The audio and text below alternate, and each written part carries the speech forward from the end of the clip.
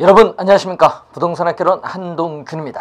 자, 이번 시간은 이 부동산 금융이론의 첫 번째 시간이죠. 자, 이 부동산 금융이라는 것은 이 부동산을 운용 대상으로 하여 이 자본을 조달하는 일련의 과정을 우리는 부동산 금융이라고 합니다. 자, 여러분 교재 167페이지에 위에 나와 있는 개념이죠. 또 이 우리가 김지연 교수께서는 또 어떻게 설명하냐면 부동산을 개발 또는 취득을 하려는 목적하에 화폐와 신용을 이전시키기 위해서 사용되는 제도라든지 시장 그리고 수단과 관계된 영역을 부동산 금융이라고 정의를 내리죠. 이 두 지문이 여러분 19회 시험에 출제를 했던 내용입니다. 또 출제를 또 이제 우리 김지연 교수가 또 자주 출제하는 게 바로 이 부채금융, 지분금융인데, 자, 별표 한번 2개 정도 한번 하도록 하겠습니다. 이 자본 조달 방식에 따르는 부동산 금융의 종류인데, 자, 이 부동산 증권, 자, 여러분 나중에 배울 때 이 부동산 증권은 크게 두 가지로 이렇게 나눠볼 수 있습니다. 이 부동산 증권은 이 지분 증권과 이 부채 증권으로 크게 이렇게 둘로 나눠볼 수 있죠. 자, 이 지분증권, 부채증권으로 부동산 증권은 크게 둘로 나누고요. 이 지분증권이라는 것은 이 지분금융을 조달하는 겁니다. 지분금융. 자, 이 지분금융을 조달. 이 지분금융을 조달하기 위한 거, 지분증권. 이 지분금융을 조달하기 위해서 발행하는 증권이죠. 자, 부채증권은 말 그대로 이건 부채금융. 이 부채금융을 조달하기 위해서 발행하는 증권은 우리가 부채증권이라고 합니다. 그럼 이 지분금융이죠. 이 지분은 자기 자본을 의미하겠죠. 그래서 이 지분금융은 자기 자본을 조달하기 위한 금융을 얘기합니다. 자, 이 자기 자본을 우리가 조달하기 위한 금융을 말하는데, 이때 자기 자본은 여러분이 이 지분권, 이 대상 부동산에 대해서 우리가 가지는 권한인 지분권을 매각을 한다든지, 또는 우리가 주식을 발행, 주식회사가 이 주식을 발행해서 자기 자본을 조달하죠. 자, 그리고 부채금융 을 조달하기 위해서 발행하는 증권이 부채금융인데, 부채증권인데, 이 부채금융이라는 것은 이 타인 자본을 조달하는 거죠. 이 부채라는 것은 이 타인 자본을 우리가 조달하기 위한 금융인데, 이때 타인 자본은 이 금융기관의 저당권을 설정해서 부동산을 담보로 해서 우리가 자금을 융통받을 수 있죠. 또는 이 회사의 채권, 이 사채를 또 발행할 수 있죠. 이 사채를 발행해서 우리는 또 필요로 하는 자금을 우리가 조달할 수 있습니다.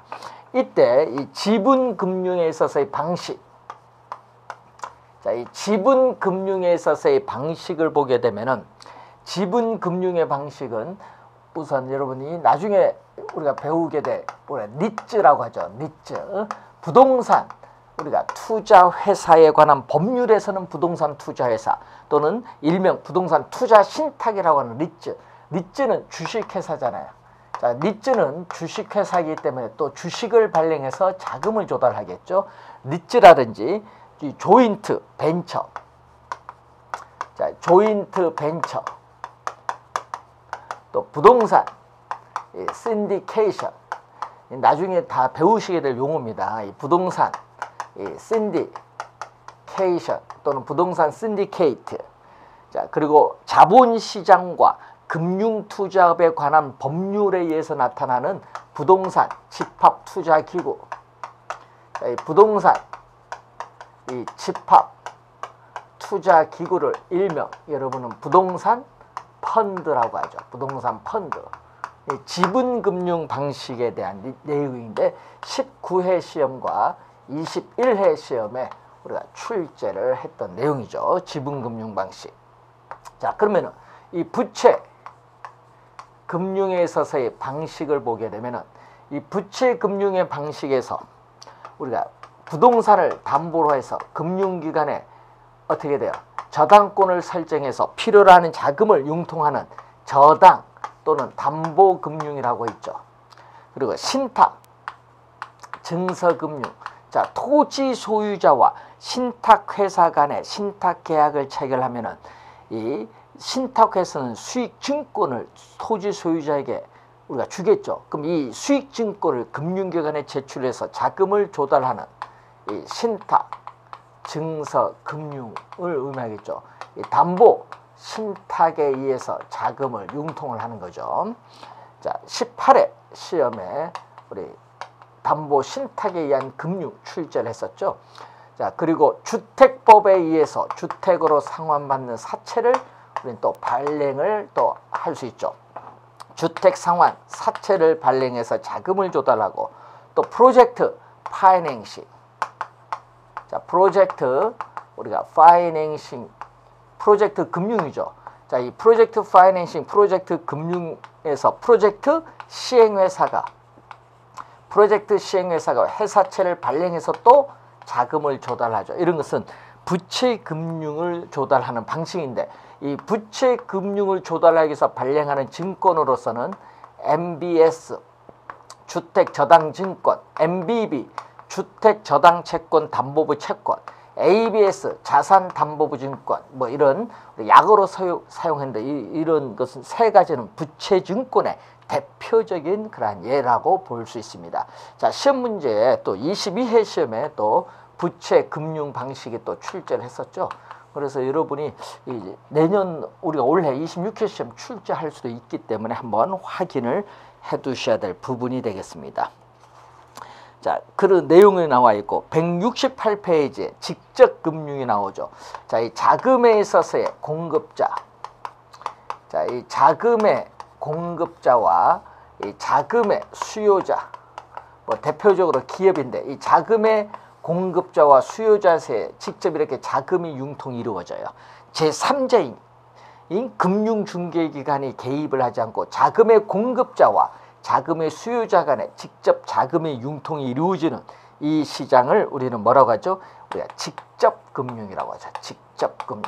자금의 공급자와 자금의 수요자 간에 직접 자금이 융통이 이루어지는 직접금융이라고 하는데 그럼 이 직접금융이 나타나는 대표적 시장이 바로 증권시장입니다.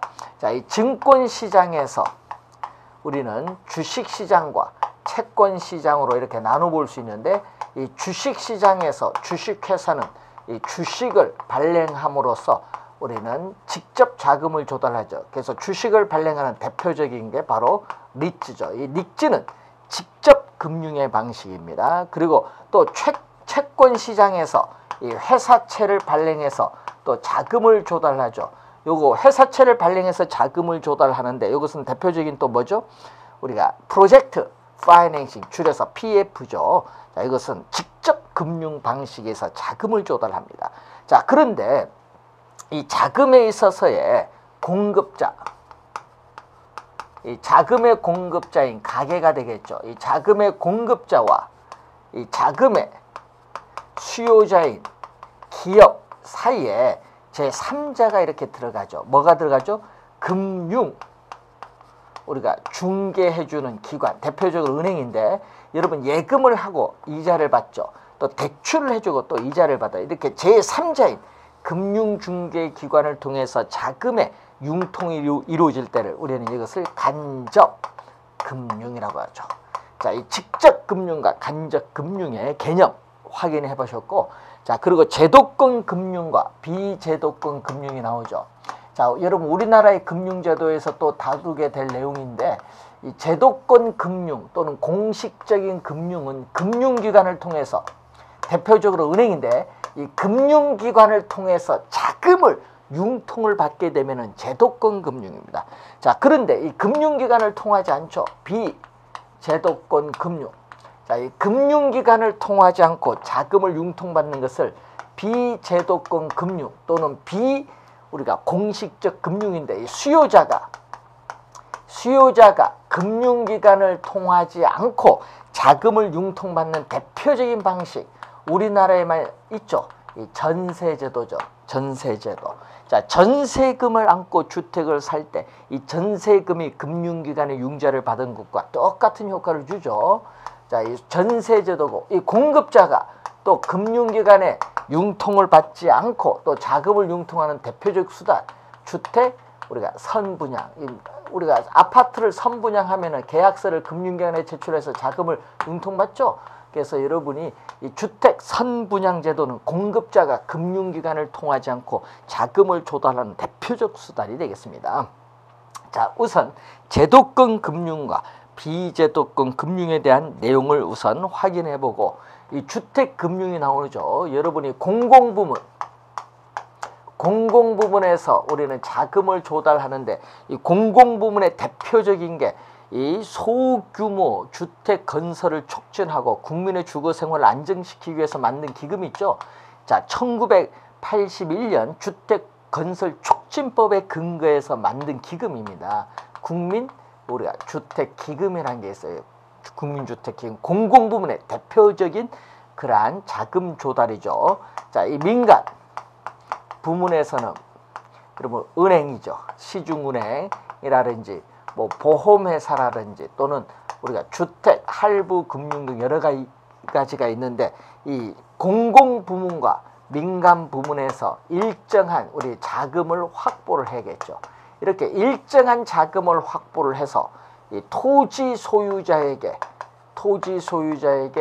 이 토지를 우리가 개발 이용할 수 있는 자금을 융통을 해주는 것을 토지금융이라고 하죠. 자, 그리고 또 주택 수요자에게 주택 구입자금이나 주택 우리가 개량자금을 또 융통해 주죠. 이것을 우리는 주택 소비금융이란 말을 쓰죠. 주택 소비금융. 자, 실수요자인 가계에 대한 자금의 융통이죠. 또 주택 공급자인 주택 건설업체에게 또 자금을 융통을 해줍니다. 이것을 주택개발금융이다. 자, 주택개발금융. 그래서 주택소비금융과 주택개발금융을 대해서 우리는 주택금융이라고 하고 이 주택금융과 토지금융을 대해서 우리는 부동산금융이라고 하죠. 자, 이 부동산금융의 체계를 한번 봤는데 이때 주택금융에 있어서 이 소비금융, 주택소비금융을 우리는 소비자 또는 수요자 금융이라고 하고 주택개발금융은 우리가 공급자 금융이라고 하죠. 자, 이 소비자 금융의 대표적인 게 바로 뭐죠? 우리는 한국주택금융공사의 이 모기지론, 보금자리론이라고 하죠.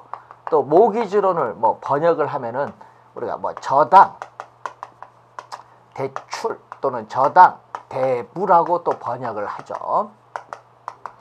자, 그리고 공급자 금융의 대표적인 게 뭐 이런 프로젝트, 뭐 파이낸시라든지 뭐 건축, 뭐 대부 등이 있겠죠. 자, 이 관련해서 이 개념 우리가 알아두셔야 될 부분이죠. 169페이지에 주택소비금융, 주택개발금융이 나오고 이 부동산 금융의 거의 대부분은 주택금융이 차지하고 있기 때문에 이 주택금융의 기능 또 작년에 출제했었죠. 주택금융의 기능 또 출제를 했었는데 우선 주택 수요자에게 자금을 융통을 해줌으로써 주택을 구입을 할 수 있는 능력, 구매력을 향상시켜서 주택에 대한 수요를 증가시키죠. 따라서 주택 거래를 활성화시켜주는 기능을 가지고 있고 또 주택 공급자에게 자금을 융통해 줌으로써 주택에 대한 생산, 공급을 확대를 해줍니다. 따라서 우리가 주택에 대한 생산 공급이 확대되면서 주택 공급이 증가하는 기능도 가지고 있고 주택 청약 종합저축 등을 통해서 여러분 저축을 유도해요. 그래서 주택 자금을 조성하는 기능도 가지고 있고 또 주택시장에서의 주택 수요와 공급의 조절을 통해서 주택시장의 경기를 조절하는 기능도 가지고 있습니다. 무주택 저소득층에게 주택 자금을 융통해 줌으로써 주거 생활 안정시키는 기능을 가지고 있고 전세 사는 사람에게 주택 자금을 융통해 줌으로써 어떻게 돼? 집을 살 수 있도록 해주죠. 자가주택 소유 기회를 확대해주는 기능도 가지고 있습니다. 자, 여러 가지 기능 우선 한번 확인해 보시기 바라고요. 자, 이때 이 부동산을 담보로 해서 필요한 자금을 융통하는 것을 저당인데, 이 주택 수요자인 차입자를 우리는 피저당권자 또는 저당권 설정자라고 하고, 이 대출자인 금융기관을 저당권자라고 하죠. 대출자인 금융기관은 저당권자, 주택 수요자인 차입자를 우리는 피저당권자 또는 저당권 설정자라고 합니다. 자, 이 저당의 종류에 보면은 정통적 저당, 재래적 저당이라고 하죠. 여러분이 금융기관으로부터 부동산 담보 대출 받는 게 바로 정통적 저당입니다. 그리고 정부 지원 저당인데 이건 미국에서의 주택 보증 프로그램이죠. 이 미국 연방정부에서 농민이라든지 군인 계층이라든지 저소득층을 위해서 주택 자금을 융통을 해주죠. 보증을 선다는 얘기죠. 그러면은 보증을 서주면은, 주택 보증을 서주면은 금융기관에서 그 보증을 믿고 우리가 융자를 해주게 돼요. 만약 돈을 못 갚으면 연방정부가 대신 갚아준다는 얘기죠. 자, 그렇기 때문에 이 정부 지원 저당, 이 주택 보증 프로그램은 이 정통적인 일반 금융기관에 여러분 대출 받는 그 기간보다 더 길어요. 저당 기간, 만기가 더 길고 대부 비율도 어떻게 돼? 정통적 저당보다 이 정부 지원 저당이 더 높은 편입니다. 자, 모기지로는 저당 대출은 어떻게 장기 10년 이상에 있어서의 장기 대출이고, 주택융자금 대출금을 일시금으로 받죠. 그래서 일시불로 우리가 받는 대출이고, 우리가 장기간에 걸쳐서 원리금을 우리는 원금 이자를 분할 상환을 하게 돼요.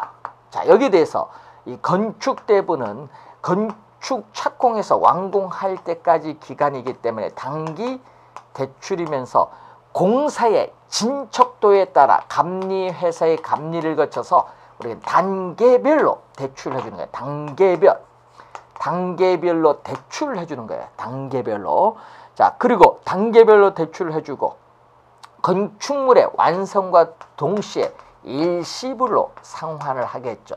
그리고 이 저당 대출은, 주택을 담보로 한 저당 대출은 금리가 낮아요. 건축대보다 금리가 낮은 저금리. 이 건축대부는 미래의 불확실성으로 인해서 주택담보대출보다 금리는 높게 형성이 된다는 것을 여러분 확인을 해 두시면 되겠습니다. 자, 171페이지에 저당 대출에 따른 위험이 이제 나오죠. 자, 채무 불이행 위험이죠. 이 저당 대출 차입자, 이 주택 수요자가 이 원리금에 대한 우리가 채무 상환 의무를 이행하지 않았을 경우의 위험이 채무 불이행 위험입니다. 자, 이 채무 불이행 위험은 차입자에 있어서의 신용도라든지 대출 내용에 따라 동일한 것이 아니라 다르게 나타난다, 이렇게 보시면 되겠고, 조기 상환 위험이 있죠. 자, 여러분, 차입자가 대출금에 대해서 원리금을 제때 못 갚는 걸 뭐라고 하죠? 채무 불이행이라고 하면은, 이 대출자인 금융기관은 차입자가 채무 불이행을 하면은 이 채무 불이행에 따라서 위험은 누가? 이 대출자가 부담을 하는 거겠죠. 자, 그리고 차입자가 만기가 되기 전에 중도에 조기 상환을 할 수 있어요. 그러면 대출자는 차입자의 조기 상환에 따라서 이자 수익 상실이라는 위험을 안게 되겠지. 조기 상환 위험은 또 누가? 대출자가 안게 돼요. 자, 차입자가 채무 불이행이나 조기 상환을 하면은 그에 따른 위험은 누가? 대출자가 부담을 한다는 걸 기억을 해 두셔야 되겠습니다. 자, 이 금리 위험은 자, 금융기관이 외부로부터 자금 조달을 하죠. 이때 이 자금 비용과 대출금리 차이에서 발생하는 건데, 특히 장기적인 고정금리 대출 하에서 많이 발생하는 게 이 금리 위험입니다. 자, 유동성 위험이라는 것은 말 그대로 유동성, 현금화가 돼야 되는데 어렵다는 얘기죠. 자, 그래서 일반적으로 우리가 이 주택 저당 채권 채권을 매각하기 어려워서 현금화가 되기 어려운 이러한 위험이 유동성 위험입니다. 자, 그리고 법적 위험은 시장의 규제 환경이 변화를 하겠죠. 그래서 대출자가 시장의 규제 환경, 뭐 여러분이 세금과 관련된 제도라든지 규제 환경이 변화함에 따라 이 대출자가 안게 되는 위험을 우리는 법적 위험이라고 하죠. 자, 172페이지에 저당 대출의 이자율 결정인데, 이 저당 대출에 있어서의 이자율은, 대출 이자율은 이 명목상의 금리로서 대출자 입장에서 보면은 대출자의 수익률이죠. 그래서 명목상의 금리인데 이 대출 이자율은 시장에서의 이 실질 이자율, 이 시장의 실질 이자율에다가 이 차입자의 신용에 따르는 대가, 자, 이 차입자에 있어서의 차입자의 신용에 따른 위험에 대한 대가, 위험 할증률이죠. 여러분이 위험에 대한 대가는 리스크 프리미엄, 위험 할증률을 붓고, 또 인플레이션이 예상되는 경우에는 예상 인플레이션율을 또 더해주면 되겠죠. 예상 인플레이션율을 더해주는데, 자, 여러분 인플레이션이 발생하면 화폐의 가치가 하락을 하기 때문에 대출자인 채권자는 손해를 보기 때문에 금리를 올리겠죠. 인플레이션율이 우리가 발생을 하면은 우리가 대출 이자율이 오르게 돼요. 이 차입자의 연체가 많다, 거래 실적, 연체 실적 이런 걸 많다 하면 위험이 안 좋죠. 신용도가 안 좋기 때문에 이게 높아요. 차입자의 신용에 따르는 위험 할증률이 높으면요, 대출 이자율도 상승합니다. 이러면 신용이 안 좋은 사람일수록 대출 금리가 더 높죠. 그 얘기입니다. 자, 그리고 시장의 실질 이자율, 여러분 한국은행에서 정책 금리가 지금 몇 프로? 2%죠. 요걸 뭐 2.5% 올린다. 그러면은 대출 이자율도 우리가 올라가게 되겠죠. 자, 이것을 여러분들이 확인을 좀 해두시면 되겠고요. 자, 172페이지에 보충 학습 한번 볼까요? 금융기초이론. 자, 융자율을 담보 인정 비율, 대부 비율, LTV인데 거기에 몇 번? 우리가 2번 보세요. 융자 비율이 높을수록, 즉 부동산 가격에 대한 대출금이 많을수록 원리금 상환 부담도 높아지고 채무 불이행 가능성도 커지기 때문에 이 금리도 상승합니다. 이자율, 금리 상승, 상승이 상당히 중요하죠. 동그라미 칠까요? 상승, 동그라미 치고. 4번, 일반적으로 융자 기간은 만기인데 융자 기간, 저당 기간 만기가 짧고 융자 비율, 부동산 가격이라는 대출금 비율이 낮을수록 금융기관의 위험도는 낮아진다는 것을 우선 또 시험에 자주 나오죠. 2번, 4번 체크해 두시고요.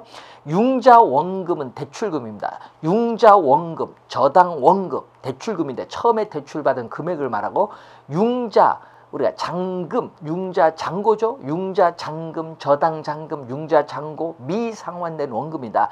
대출금 중 상환되지 않은 원금의 부분, 미상환된 원금을 말하는 내용이죠.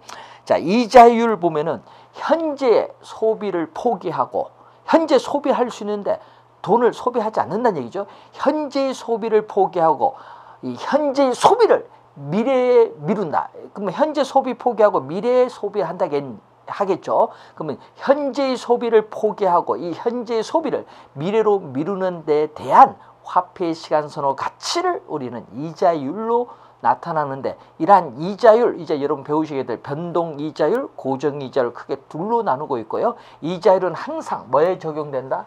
이자율은 항상 우리가 융자 잔고에 대해서 적용합니다. 자, 이자율은 항상 뭐에 대해서 적용한다? 융자 잔고, 미상환된 원금에 대해서 적용합니다. 융자 잔고는 이렇게 항상 미상환된 원금, 융자 잔고에 대해서 이렇게 이자율이 적용된다는 것을 우선 여러분이 이해를 해 두시면 되겠습니다. 자, 그리고 거기 보면 명목 이자율이 나오죠. 자, 이 명목 이자율. 자, 명목 이자율은 실제 이자율에 인플레이션이 예상되는 경우는 예상 인플레이션율을 이렇게 더해주면 되겠죠. 자, 여러분이 명목 이자율, 예를 들어서 여러분 요즘 3점 대출 금리 3.7%, 요즘 은행에 뭐 3.7% 대출 금리다. 그게 명목상의 금리 이자율인데 인플레이션이 3%가 예상되면 실질 이자율은 몇 프로? 0.7%죠. 이렇게 명목 이자율은 인플레이션이 포함된 인플레이션율을 감안한 이자율이고 실질 이자율은 요거 명목 이자율에서 예상 인플레이션을 빼야겠죠. 그래서 여러분 실질 이자율은 인플레이션이 없는 경우의 이자율, 인플레이션이 없는 상태의 이자율을 실질 이자율이라고 하죠. 자, 그 내용을 우선 확인해 본 거고요. 자, 이 실제 또 융자 받은 금액이 있겠죠. 실제 융자액과 이 계약상의 융자액이 있어요. 여러분 금융기관과 주택 수요자인 차입자가 융자 약정서에 사인을 하겠죠. 그럼 예를 들어서 1억을 사인을 했는데 이 수수료를 공제를 해서 9,900만 원이 여러분 통장에 들어왔어요. 그렇기 때문에 어떻게 돼요? 계약상의 융자액이 이렇게 많아요. 그렇지만 갚을 때는 실제 융자액 9,900만 원을 갚는 것이 아니라 이 계약상의 융자액 1억을 갚아야 돼요. 그러다 보니까 이 계약상의 이자율, 융자 계약서에 사인한 그 이자율보다 어떻게 돼요? 9,900만 원에 1억이 갚아야 하기 때문에 실제 이자율은 더 어떻게 돼요? 높게 나타난다는 것을 확인을 하시면 되겠네요. 융자 기간, 저당 기간 만기죠. 차입자로 하여금 융자 원금, 대출금을 상환할 수 있도록 부여된 기간 만기를 의미합니다. 자, 그리고 173페이지 2번 위에 볼까요? 상업용 부동산이나 후순위로 추가 융자하는 경우는 위험도가 높기 때문에 융자 기간이 금융기관 입장에서는 짧게 해야 돼요. 자, 짧아진다는 거죠. 짧아진다. 밑줄 그어두시면 되겠고, 자, 융자 상환은 정기적 혹은 주기적인 대출 원금의 상환을 얘기하는데 이 상환 기간 만기가 여러분 대출금 1억인데 만기가 10년에서 뭐 15년 이렇게 만기가 길어질수록 매월 상환해 나가는 원리금 상환액은 낮아진다는 것을 우선 알 수가 있습니다. 자, 그 내용이 여러분 그 2번 지문에 나와 있는데 한번 잘 또 확인을 해 두시기 바랍니다. 자, 이렇게 해서 우리가 금융에 있어서의 우리가 기초에 관련된 내용을 우선 살펴봤는데 이 기본적 내용 정도는 여러분 이해를 해 두시면서 앞으로 이제 본격적으로 이제 시험에 출제되는 내용이 있는데 이 우리 이자율은 크게 고정금리 대출, 변동금리 대출이 있습니다. 여러분 금융기관부터 여러분 주택융자금을 대출받을 때 고정금리로 대출받을 것이냐 변동금리로 대출받을 것이냐 상당히 중요하죠. 이자 상환 부담과 관련해서. 자, 어느 게 유리하고 어느 게 불리하느냐 이거 한번 생각을 해봐야 되겠고 또 대출받은 금액을 원금 이자 상환해 나가야 되는데 이 상환하는 방식 세 가지를 배우게 되죠. 원리금 균등 분할 상환, 원금 균등 분할 상환, 이 점증 상환 저당 대출 이 세 가지를 배울 텐데 이 내용에서 여러분 시험 문제 또 매년 출제하고 있죠. 자, 이 내용은 우리가 다음 시간에 좀 더 자세하게 살펴보도록 하겠습니다. 수고 많으셨습니다.